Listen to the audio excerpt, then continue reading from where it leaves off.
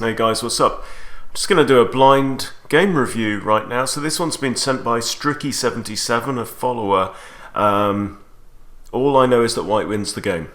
Okay, and apparently he was saying this is his best game so far. So it looks like a 10-minute no increment. And let's start. So Stricky's rated 1330, opponent's rated 1293. We have an e4, e5, and we have a Vienna. Excellent. Semi-copycat, let's go. Bishop comes out. And now, yeah, this is the most common move that I see, knight to f6. So these days I play pawn to d3. Okay, Stricky plays knight f3, perfectly good.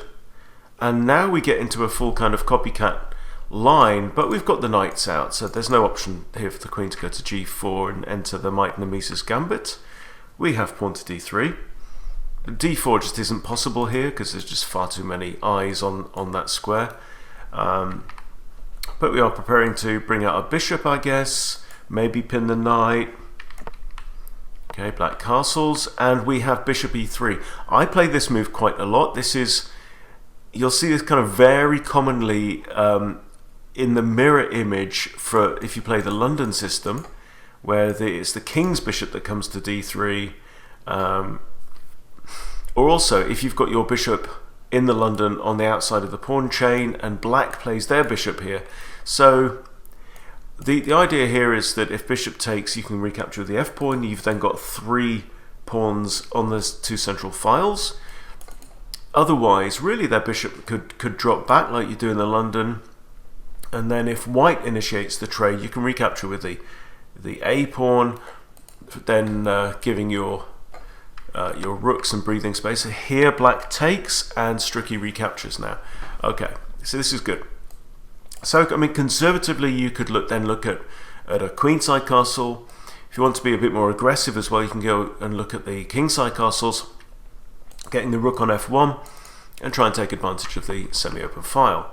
Okay, we have d6 from black and we have short castles. All good.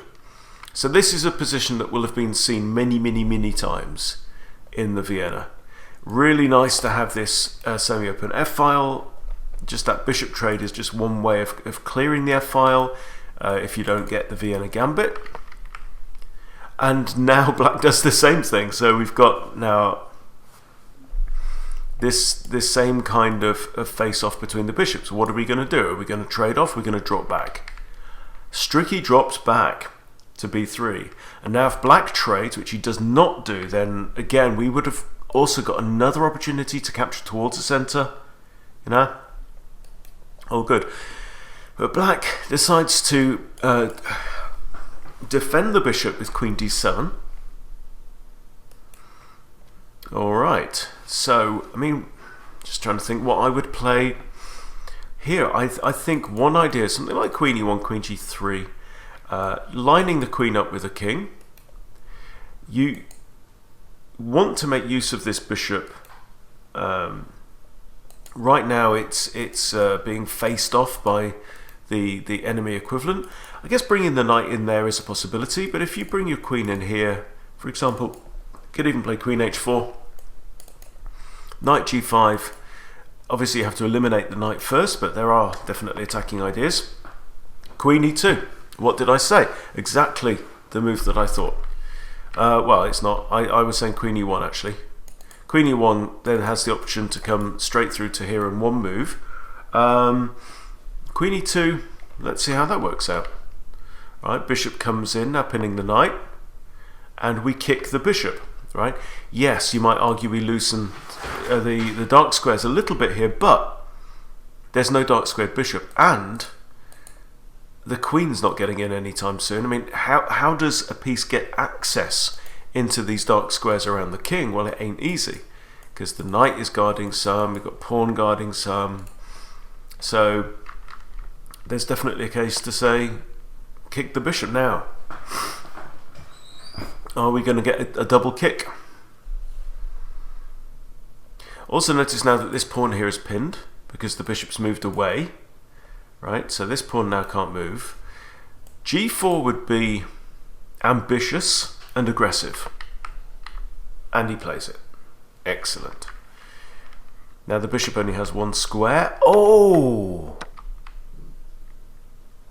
And there's me thinking the bishop's got to retreat, but black here decides to take the bull by the horns and trade a knight for 2 pawns.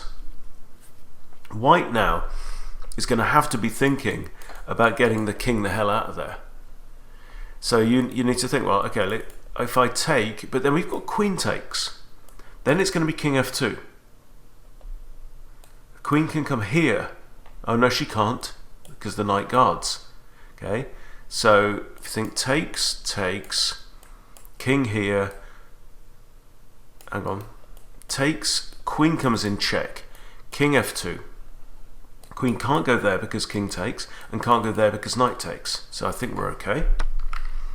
So I think this may backfire. Oh, okay, so instead of king f2, we have a queen face off. And now if the queens come off, that's going to be worse for black, because black is now down in material. Black has given up his second knight for 2 pawns, but if the queens come off, the danger level comes right down. This king can just quietly dodge out the way, probably linger on f2 quite happily. We're going to engage both the rooks. We've got the bishop pinning the f-pawn. We're going to bring both knights around.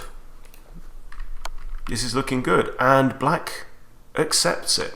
Now, I don't approve of this. I don't think that's in black's interest to do so.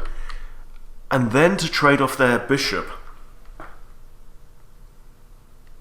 for white's knight. I don't know about that. Now, the question is, do we recapture with the king or the rook? I think either is fine. Stricky recaptures with the king, yeah. We have king h8 from black. Surely rook h1. Having said that, bring the king out of the way. We then have 2 attackers on f7 as well. That's also an idea. He ignores both of those. A totally different idea, attacking the c-pawn. Now this a-pawn is defended. So black has really 2 options. Bringing either rook to c8. And black does neither. So, but here's the issue, right? We can take here attacking this rook. Then may threaten to come here attacking this rook. Yeah, I'll take the free stuff for sure. Take the free stuff. Oh, we have a discovered check. So king takes e4. Yep. King takes e4. And black is right. Black is down in material and is itching to trade off junk. Not the smartest idea. When you are down in material, the principle says, don't do that. Also notice we've got maybe knight here, dropping the rook in here, forcing a trade of rooks. And also notice the king actually can't move right now because the bishop's looking down at g8. Okay, and now I'm thinking knight e6, attack the rook, also put 1 set of eyes on here. Yeah, attack the rook. Rook slides over to hit the knight. The knight is defended by the bishop.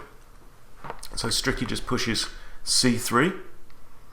The point of c3 is to prevent any forward motion of this knight.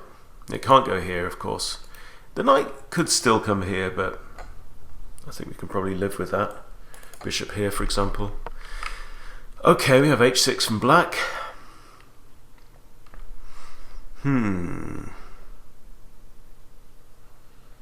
Might even engage the king, I don't know here. This is possible as well. Oh, that's actually a good move. Because b7's undefended, and that would be attacker number 2 on g7. Good man, well done. We both found it. And this just drops a pawn, because bishop takes. Or king takes, even. Okay, you can't take here, it's defended by the knight. But now their position's starting to fall down. Okay, we have a check. And now you can take the pawn. Thank you very much. I'll give another check. Doesn't really matter where the king goes. You can just drop back down, I guess. Okay, or push forward. And really start to make life difficult. You see, rooks hate to have kings up in their face. Rooks are great bullies from a distance. Oh, of course. Well, no. Bishop defends the knight. You say, but yeah, a king can really bully a rook. because rooks simply do not like to be pushed around like that. And here, it looks like with 6 minutes 56, black simply resigns. 4 materials down.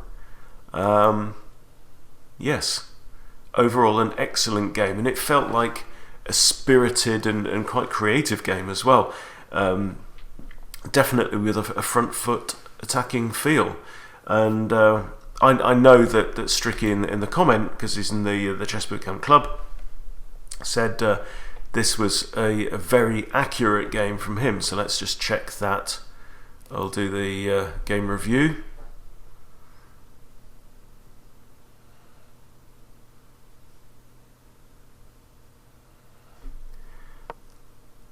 A 94-4, which is really, really good going in a 10-minute rapid. It doesn't matter what your rating is, but for somebody 1330 rapid, that's great. Not even a single inaccuracy in that. That was amazing. And 81-6, black did not throw that game away. Black played 1550, guess the ELO. Right, this is a beta thing. Stricky played 2050, guess the ELO, and an excellent opening, an excellent middle game as well. So absolutely glorious. Well done. Thank you for sharing. Thank you for sharing, this with all of us as inspiration for our play. Yeah, really enjoyed it. So thanks for that. I hope you enjoyed it too. Thanks for watching. See you later.